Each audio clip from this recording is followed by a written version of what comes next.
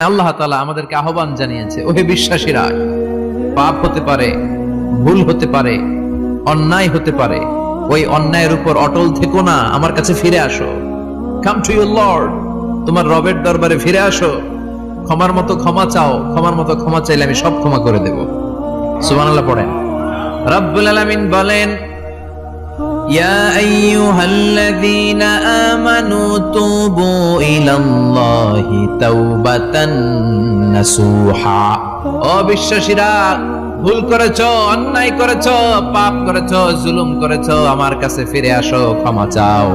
ক্ষমার মতো ক্ষমা চাইলে সব গুনাহ মাফ করে দিতে পারে কে? পাপ নাই, গুনাহ করি নাই, এরকম কেউ আছে? কথা বলেন, কত পাপ করছি কোনো হিসাব আছে? পৃথিবীর কেউ না জানলেও জানে কে?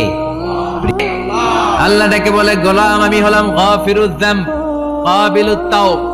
আমার কাজ হলো ক্ষমা করা, আমার কাজ হলো তওবা কবুল করা। শয়তানের কাজ হলো ওয়াসওয়াসা দেওয়া, আমাদেরকে ভুল পথে নিয়ে যাওয়া, আর আমাদের কাজ হলো ভুল করে ফেলা। আল্লাহর কাজ হলো ভুলগুলো মাফ করে দেয়া।